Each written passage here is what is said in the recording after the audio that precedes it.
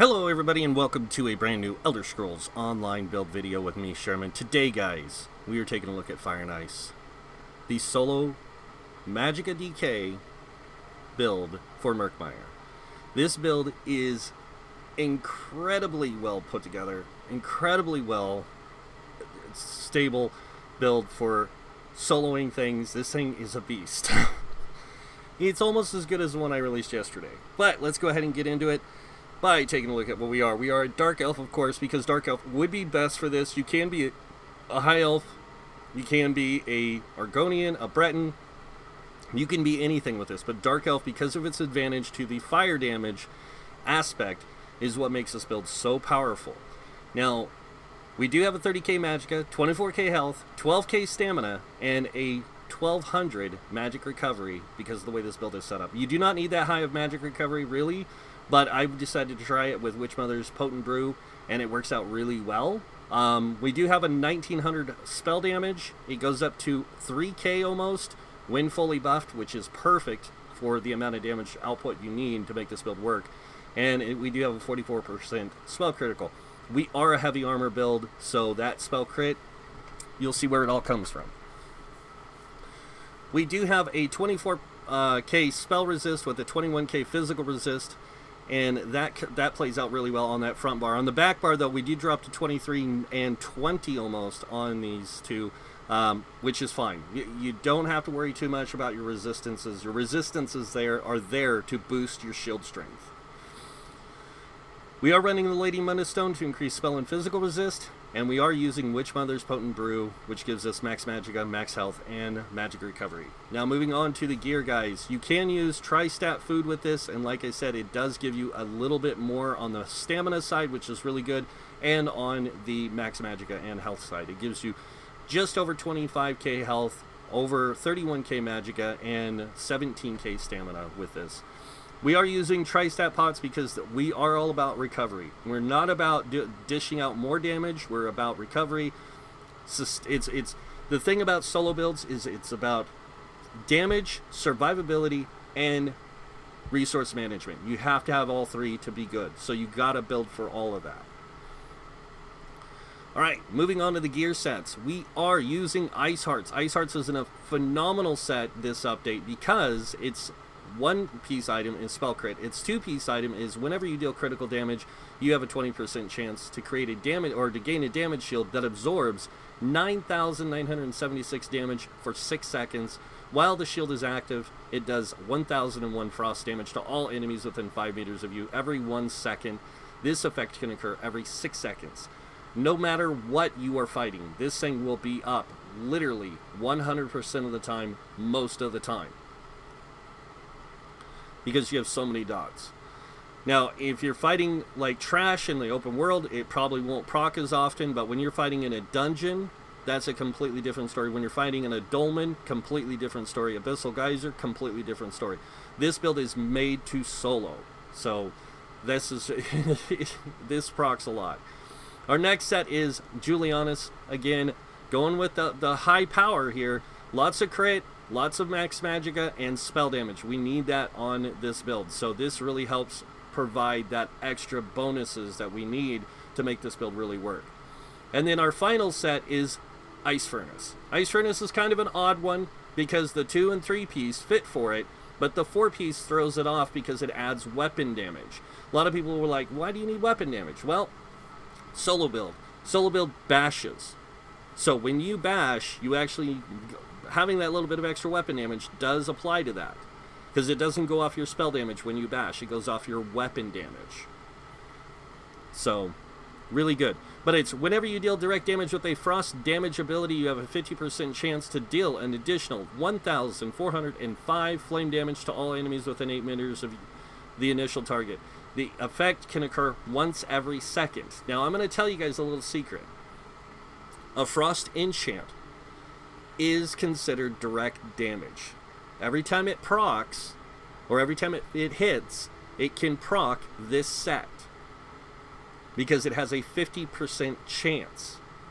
Now you're going to be doing a lot of light attacks and heavy attacks with this build, so you will have even more chances of keeping this procced. When I did my last test, just so you can see for yourselves,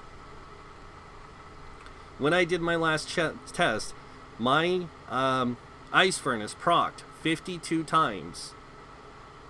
And this on the boss I'm getting ready to go show you on, so you guys can see for yourselves. So that's the reason why. And that was before I put the frost enchant. That was before that. So, but ice furnace really good for that.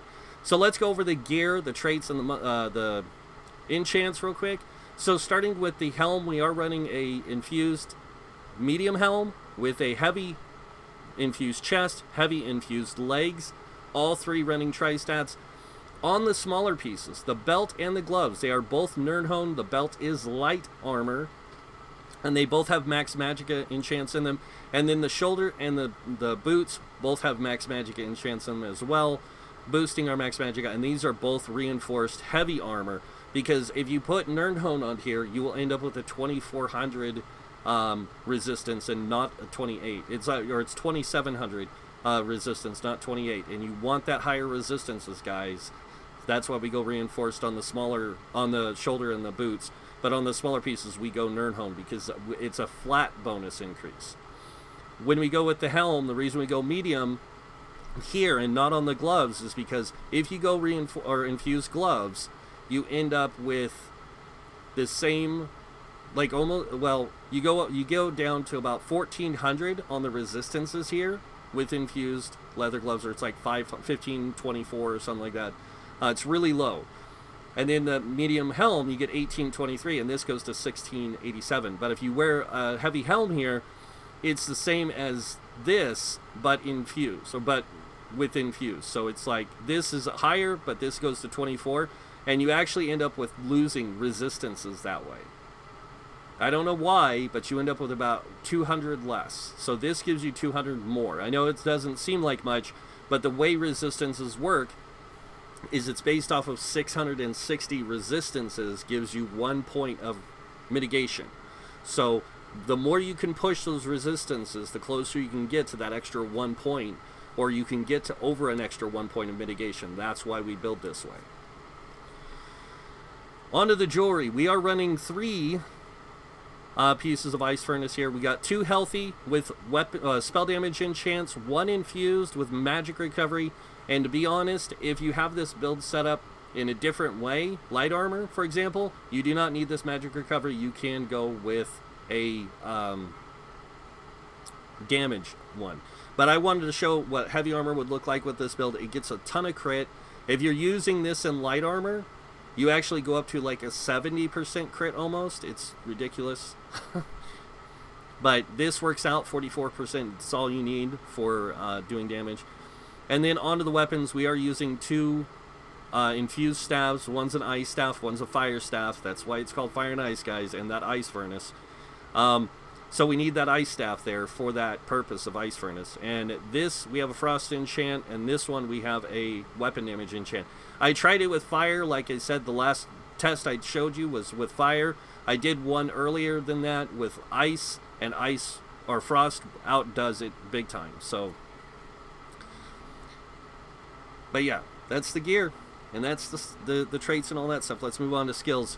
Starting with the class skills, make sure you get all your class passes. It's very important, guys. Weapon passives, make sure you get them all, even the tri-focus one, even though it's a taunt. It's really, really important you get this shield off of this. Also, fully charged heavy attacks deal 12% additional damage, so you need that. And then moving on to the armor, light armor, you only need the top 3. I made a mistake. I was going to make this a light armor build. And then on medium armor, you want top 2, bottom 1, and heavy armor, you want them all. Moving on to the world skills. You can be a vampire with this build because you are a dark elf. You will take a little bit more in fire damage, but a lot less than any other race because of one of our racial passives. You do want these 2 from Soul Magic.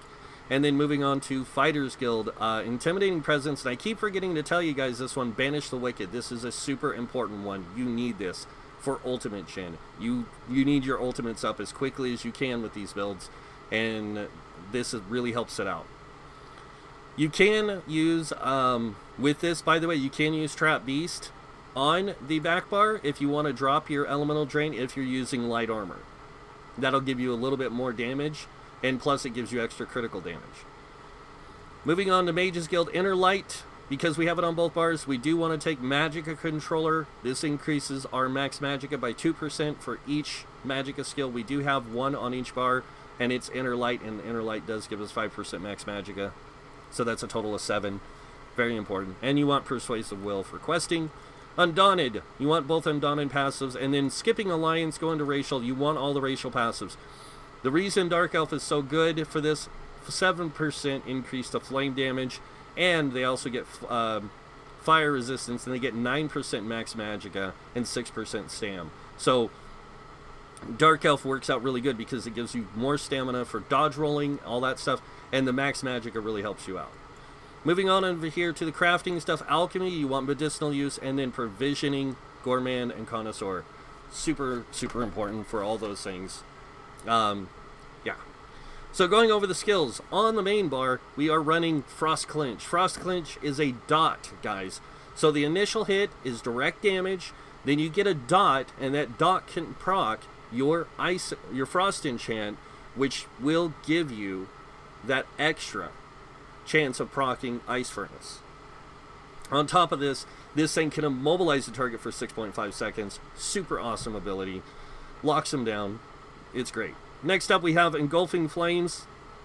This does damage up front, does damage over time. You can get this thing up to 10k damage with all your buffs, your spell damage buffed out.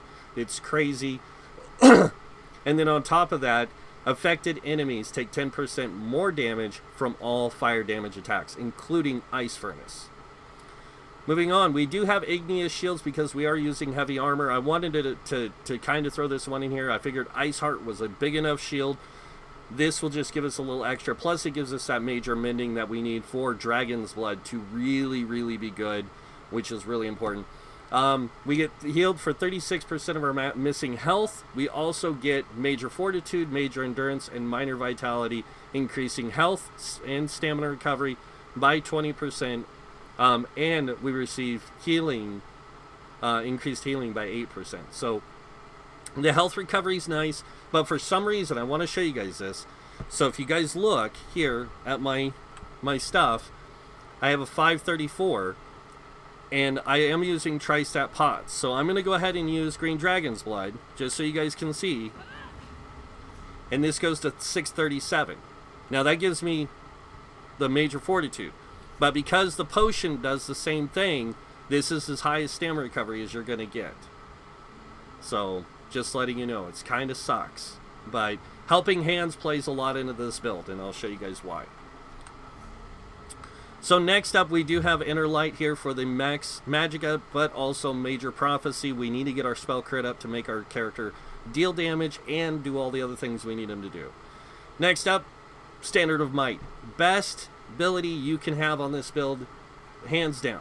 The reason why, it does flame damage every 1 second for 17 seconds while it's down. It also applies Major Defile on the enemy. It also gives which reduces their healing and health recovery by 30%, and standing in this increases your damage done and reduces the damage you take by 15%. So that your damage reduction from CP and this together, you end up with almost a 30% damage reduction, which really helps a lot. And if you're talking about direct damage, you go from 30%, you go up to 50% direct damage reduction. So this is really, really good for you. Moving on to the back bar, we have Blockade of Fire. We have this here for a dot. It also increases the damage to burning enemies by 20%, and is really important to have this down all the time so we can keep that Magicka enchant, or the weapon damage enchant on our back bar, proccing constantly. It'll keep it reapplied non-stop for the duration of the 8 seconds that this is up. Next on our bar, we have Elemental Drain. If you're in light armor, not heavy, don't use Elemental Drain. You don't need it because you get so much magic recovery from wearing light armor that you don't really need the extra. So you can actually put something else here for damage. You can also move this from the back bar to the, or front bar to the back bar, and put on your bar, if you wanted to, you could put the Searing Strikes morphed into Burning Embers. And this is a very powerful ability because it does do a dot, and it also heals you for 82% of the damage inflicted. So, good way to get some extra health coming in on that back bar. Next up, we have Molten Armaments. This we have here to boost major sorcery. It also increases the damage of our fully charged heavy attacks on both bars. So our heavy attack on our Ice Staff and our Fire Staff is boosted by 40%. Our Fire Staff will do more damage, but our Ice Staff will do almost comparable damage. It does like 15k versus 20k. So about 5k difference, but still, Ice Staff is just as good. But we really want to boost that damage. And then next up, we do have Hardened Armor for our Major Ward, Major Resolve, which increases physical and spell resist by 5,280 for 20 seconds. But you also gain a damage shield for 17% of your max health. And then while active, your armor returns 1,258 damage to the enemy that uses direct damage attacks against you. Remember, you get hit by a lot of direct damage, so this is going to go out dishing some decent damage. As seen right here, you guys can see it yourselves. Hardened Armor was doing a lot of damage, and it can crit. So, really, really good. And then last but not least, we have Inner Light here for Max Magicka and Major Prophecy. And our last ability is kind of an unusual one for a solo build, but I love using this for this, and that is Magma Shell. Magma Shell, ignite the molten lava in your veins and limiting incoming damage by 3% of your max health, dealing 1,113 flame damage to nearby enemies each second for 10.8 seconds. It just gives you extra damage to push out, but also it's really good for like small group play. If you're playing a 2-man group or if you're playing a 4-man group through a dungeon and you're using all solo builds working together, this is really good for that because it also gives your nearby allies a shield for 116% of their max health for 9 seconds. So really good overall setup here. Because if you do that and then hit Igneous Shield, they're going to get another 2,297 on top of it. And if it's 116% of their max health, and their max health is 24k, yeah, they're going to go to like a 30k shield with an extra 2k on top of it. So it's really good.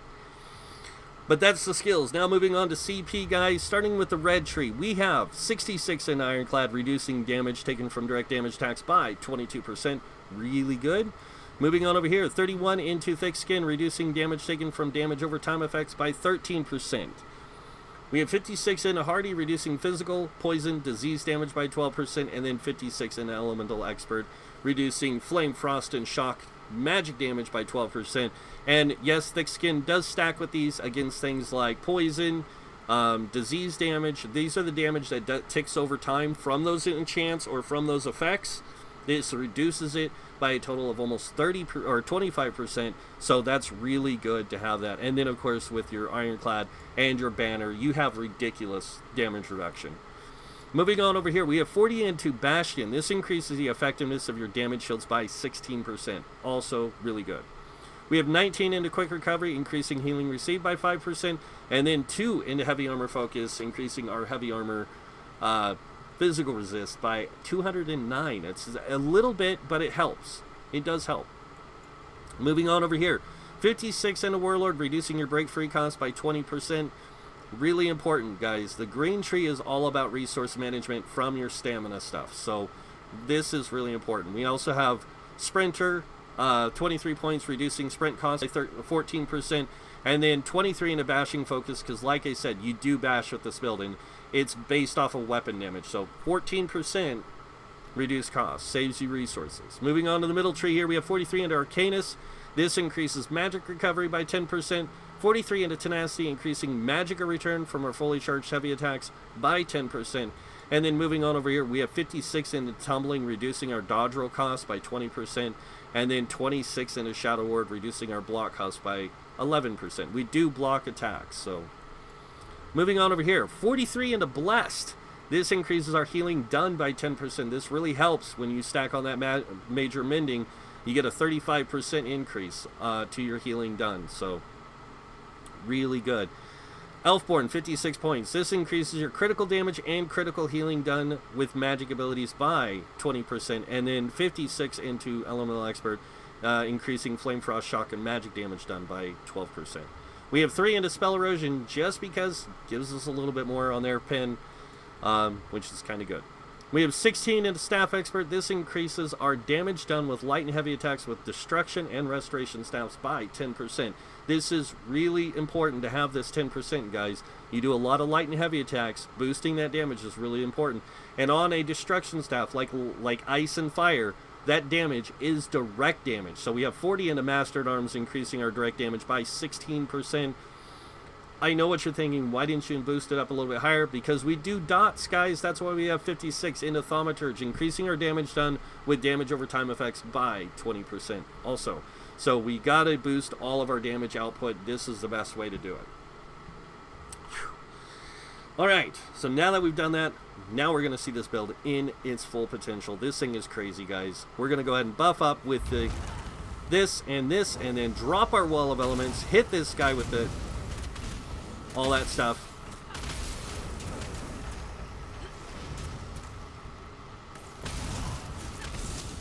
We don't even worry about the low guys because they're taking all that damage from those dots that are coming off of our sets, so.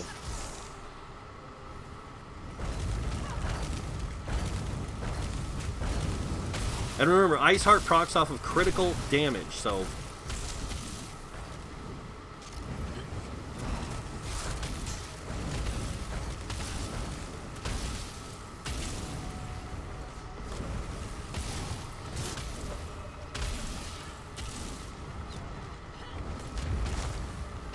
And I do want to show you guys this. So my Green Dragon's Blood, without that, I can heal for a lot because I have like a ton of healing received on this build. But if I have my Major Mending up, I can heal for even more.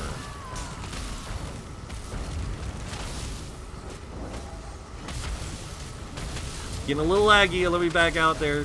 So.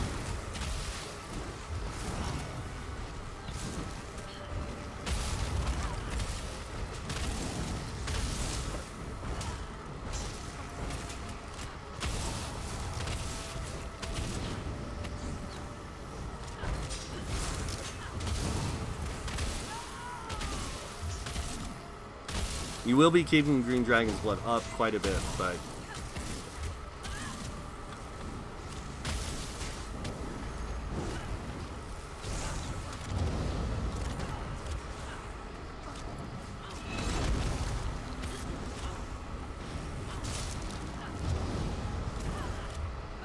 It's 100% health there, guys.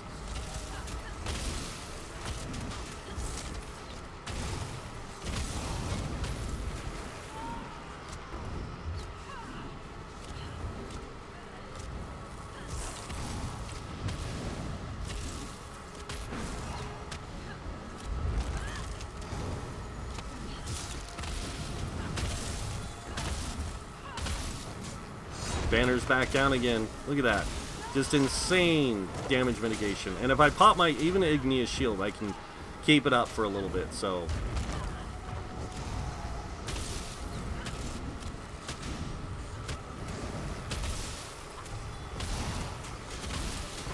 And there's our banner back up again. I didn't even do anything. I've just been...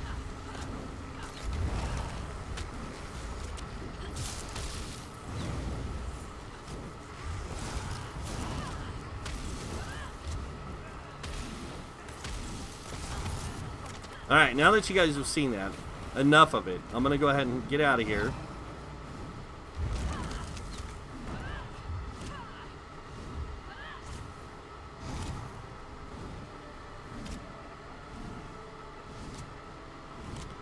And I gotta go this way. As soon as I leave combat, that's when I can pull open that listing and show you guys the damage of this thing. Because it's not just the damage, but how much things procced on it. So there we go. We're out of combat. We're over at the bridge. Now we're going to go ahead and take a look at this right here. And this is the new updated version. As you guys can see, we had 2,920 spell damage, but our weapon damage for bashing was 2,107. So almost 3K here with 44% crit. And And if you look at our hardened armor, that thing was going off like crazy during that fight. But if you look down here at our ice furnace, it went off 139 times, guys. It was going off nutso in that time. Almost half of what our hardened armor was going off. So, almost half. So that's why this build works out so well. It's a really powerful build, really great for soloing. It's amazing. So, but that's pretty much it for the Fire and Ice build, guys. I hope you like it. If you do, you know what to do. You can hit that like button. If you guys want to see more builds by me or other things by me, you can hit that subscribe button. Other than that, I want to thank you all for watching. Until next time, have a wonderful day. And this guy might see you in game. Wow.